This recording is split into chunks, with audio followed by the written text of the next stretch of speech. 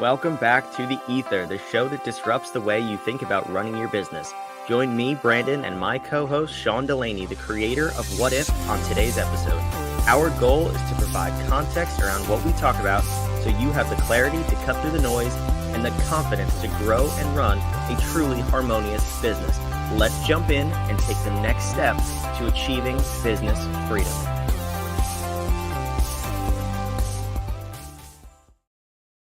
Yo, Mr. Sean. Good to see you, my friend. Brandon, we have to acknowledge the fact that you don't feel good. No, I don't feel good. I got a little boo-boo. That's terrible. Got a little immune system boo-boo. I saw you drank 6 to 8 gallons. I watched you drink about 8 gallons of vitamin C. It was emergency, and I'd like to just shout them out real quick because the product is trash. It doesn't work. I want to give honest reviews to people. A shout out. Remind me never to ask you for a shout out. More of a shout out call out than a shout out. No, usually what I do, I have 1,000 milligram vitamin C pills, and if I'm getting sick or if I am sick, you can't overdose on it. I've confirmed with a medical professional. But this is not medical advice. I don't want to get sued. You really can't overdose on vitamin C. I usually pop 10 a day. So like 5 in the morning, 5 at night. The emergencies are basically one of those tablets, and it says take no more than 1 per day. Obviously, there's other stuff in it, but yeah. I still feel like crap 4 days later. Horse hoof. Yeah, that's a shame. Now they're going to say, wow, but you would have felt much worse. Whoa. Oh, no one ever knows. Yes, and this pen keeps tigers away. You don't see any tigers, do you? So, yeah. I like this. I like this plan. You did drink a lot of it, and then we both had blue pea. What are we talking about today? This is not a medical advice show, Brandon. No, it's not. Here for medical advice. The blue pea was unrelated. That was different medications. But anyway, we're talking about time blocking for business owners because you know what entrepreneurs suck at least what I've found? Managing their time. Yeah. I didn't hear what you said, but I don't think I want to hear what you said either. I said they're shit at it. Time blocking. Entrepreneurs are terrible at it. Yes. But somehow I go through my days relatively calm, pretty focused. And even on days like today, what? You turn your phone off. All those people telling you you're missing meetings, and you just click. Yes, that's okay. Tip number 1. If you don't log into your computer and you keep your phone on airplane mode, you will be, the peace that will come over your life. You'll be shocked. Set to neutral. Welcome to life in 1978. Booyah. We are relaxed. That's our pro tip for the day. No, that's not the pro tip. But seriously, time blocking, not just time blocking from the sense of putting things on your calendar. I've heard everything from every minute of your day should be scheduled to, you should have blocks of time to do certain activities. I don't 100% buy into any of that. I don't know how you feel, but I personally I've tried all of it, and it just doesn't work for every single person. We're partners, and we teach this subject, and you don't know what I think about it. Is that like I do, not public. The point is, okay, imagine this. Let's say we created a podcast, and we said, I was going to ask you a question, but I know what you feel about that. Let me ask you. No, I know what you think about that. That's not good content, Sean. That's the title. That's the title of the show. All right. So what do I think about it? What do I think about it? Well, yeah, the only time we ever tell anybody to know what's going on in every minute of the day is those people who don't seem to be getting a whole lot done, but claim to not have a minute. I just don't have enough time. Well, you're not filling it up with work. So what are we doing? Well, you know, time just goes. No, it doesn't. So let's look at what you're doing. And then we do an audit, and now we're forcing them, because these are the same people to say, okay, well, we have to, it's like I'm talking about my wife, and I'm not, please. Love you, sweetheart. We have to leave at 2:00. Okay, we're going to leave at 2:00. But first, the kids have to have a bath. And that'll take like 5 minutes. And then I got to call my mother, and that's like another 5 minutes. And then I'm just going to do my hair. Let me guess, 5 minutes? Yeah. we are going to be so flipping late. None of those things take 5 minutes. No. Minute rice doesn't take a minute. Nothing takes, hey, got a minute? No. By the time I explain to you that I don't have a minute, you will already be 1 minute in. So I'm not doing this. We're not minuting. Okay? Nothing takes the amount of time unless you're tracking it, unless you get really comfortable with time, unless you see it for the magic that it is, the mystery that it is, the force on all of us in existence that it is. You understand it, play around with it, and get really comfortable with it. You can do very interesting, fun things with time. Until then, I want you to understand exactly how much time you're wasting when those 5-minute activities are actually 15, and then you got to ramp yourself back up, back into the context of what you were originally working on when you took a break, because right, this is the same thing when people say, well, I'm a good multitasker. There is no such thing as a multitasker. You are not doing two things at the same time. Oh, yeah, I can keep it all. Plate spinning as an activity is not multitasking. You are spinning plates. That is the activity you're doing. No, look, I'm getting all of these things done. No, you're keeping them on the poles there. And you are micro switching. You are not doing it all at the same time. You are jumping from thing to thing. You might say you're a very, very, very fast and efficient micro switcher. Sure, you can jump from across 3 topics and you think that you're equally productive in all 3 of them. I've never seen it, so I'd love to see the trick. Let me see you do this magical trick, and I'm guaranteeing you that's not what's going on. You are overclocking something. There is too much heat in the engine. You're revving too many processors in order to do all that micro switching, and you're not being as effective as you could if you just dialed it in. I've heard it's usually women who think that they're better at multitasking. I've heard a number of women say that. I'm not calling women out, but I guess it kind of sounds like let's call them out. You called out emergency. Let's call but I like. That's gonna sound bad. I won't finish that sentence. I like one woman. I like my wife. That's it. Off the table. Now this is the show I want to watch. Dig yourself out of this one. Yeah, love you, boo boo, Pookie. But women, I do hear tend to say that they are better at multitasking. But it's exactly what you're saying. It's micro switching, and it becomes everything you're doing becomes less and less efficient, and it piles up to the end of your day. If you start at 9 a.m. with micro switching, and you can tell by how many browser tabs are open, that's usually my indication of am I micro switching or am I actually being productive? Do I have 42 browser tabs open? Okay, my computer can't handle that. Why do you think your brain can? It just doesn't make sense. It's the reason there's an apron in my kid's sock drawer. What was happening? Well, because I was distracted. I was doing 3 things. Right, you weren't doing the laundry. Why is my screwdriver in one of the kids' lunches? Well, I was putting things away and I was doing that and doing that. Again, I'm not talking about my wife, but this is in your life. You understand if this is what you're doing in your business. It sounds like you have a hole to dig yourself out of too. I'm just saying. I'm going to stay right here. Once you're in a hole, you stop digging and wait for someone to come and get you. Yes, toss in a ladder. I'll get you. I'll be there in a minute. Thank you, Lego. So why are we talking about this? Because obviously it's something we do in our personal lives. It's something we do in business. But more importantly, on this show, we talk about the harmonious business architecture. Well, we're talking about the S, stands for serenity. And this is actually one of the big 4 that people come to us with as problems. And we renamed an acronym we created an acronym called FEAR.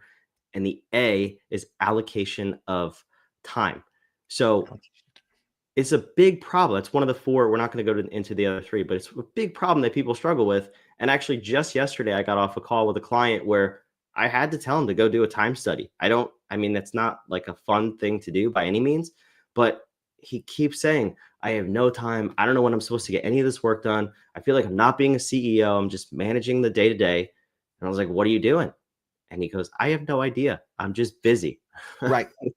If you're saying that to yourself, step 1, pause right now, go do a time study. You have to understand where you're spending your time.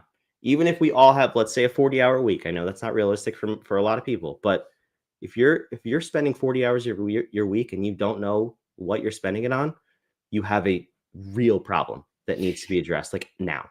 Imagine if every time you went to the bank, the amount in your account was less. And you said, and I said, gee, where's all your money going? And you're like, well, I asked the bank. They said there's a hole in the account somewhere. Are you going to fix it? No, I'm just driving around with it that way. But money's pouring out. There'll be more money in it tomorrow. You wouldn't do that. Not for a second. That's what's happening to your time. Well, there'll be another day. Hey, another day up and at 'em. Rise and grind. Am I right? Like, sure, you're going to get another 24 hours tomorrow. And like sands through the hourglass, it will begin to flow past you, through you, to you, past you, around you, depending on whatever you're doing. And you cannot stop. The only thing you can't do is stop it. You can focus on it and enjoy it more. You can really get, I'm going to start sounding like one of our partners in one of our human art partners right now. I'm dreaming into the ether when I do this, right? Perfect show for it. You can condense time, your experience of it, by being hyper focused on whatever's going on. This is Tantra, right? You can fritter it away by loosely paying attention, or by just letting yourself wildly go. Woo! Oh my God, where'd the time go? That we were at this concert for 5 hours. It flew by. Yeah, because you were letting it fly by at rapid speed, because the speed is exhilarating because you feel it going, but it's not time flying past you as you look at yourself in the mirror going, or your kids going, when did you become 9? You're 9? That's a scary, oh no, it's flowing too fast. Those moments, I want to hold on to that. So you want to pay particular attention to that. The ones then that are fleeting are fun are the safe ones. I knew I was safe. I knew I was at the concert. I wanted it to enjoy it fully. I threw myself into it and it flew by, and that speed of experience was exhilarating. This is why people say time moves. This is way deep into time as a thing, as an entity, as a force. You want to do that? We can just do that for a minute. Okay? Because time is just amazing. And it's really just our experience of the universe changing around us, which will always happen. The only way to stop time would be to stop change, all of it entirely. Or if you get too close to a black hole, I've heard. Well, it warps it. Okay, yes, but they were talking about the speed of light and everything else. Let's not go down there. All right. So it's this. So we can't stop it. We can only allocate it. That's why we call it the allocation of time. It's not management. You don't manage time anymore. You manage a raft going down a river. You allocate yourself. Where is your position? You pick your position in that flow. You can't stop the river. Not from the raft. Can you divert the river? Right. So the flow of time. So we say you're only getting so much of it today, and it is precious. You don't know how much you have left. This is a bank account that's leaking, and you don't even know how much is in it, because you could be dead tomorrow. So you're leaking the most precious commodity in the world.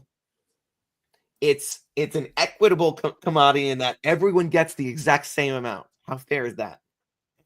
You're free. The living of your life is your allocation of that one and only gift that we get, which is time here. So let's go, baby. Let's put it in the places that give us the maximum lift, the maximum impact. Let's be very strategic about it. This gives us the ability, when you think of time that way, as the precious resource that it is, how likely are you to spend another hour with Gary kibitzing about something that you can't get done? I'm sorry, who's Gary? But anyway, he's getting a shot today. I'm calling you out, Gary. Stop kibitzing with people and get back to work. These computers don't pay for themselves, people. Chop, chop. I'm kidding. So in the deciding of what am I going to do? What am I going to do in the next hour? Do I want to be working this late every night? No, because these hours don't feel fun to me right now. And so when we unpack time, that I love whenever we unpack time for people, because they're like, I need more time. And we have to ask a series of questions to understand what they mean by that, because what they could mean is, I want my business to run better. I hate my time here and I have to be here. So I wish I had more time to spend it elsewhere because I can't stand being here. Or people say, Well, I wish I had more time. Why? So I could get more, I could spend more time at business. You mean you want more out of it, not you like spending time in it, right? I want more out of it. That's a money generating, that's a leveling up how much money you're getting from your business. That is not time. So you don't really mean time. So what is it you need more time? I want to be able to get to everything to fix things. Okay, so you have decision fatigue and you have a lot of fires you're putting out because of the way that you've constructed your business. You don't need more time. You need better processes, and you need to be able to step back from your business for a minute. So there's a lot of things they mean when they mean, I want more time. And so first you have to understand, where are the holes in the bucket? Shore that up.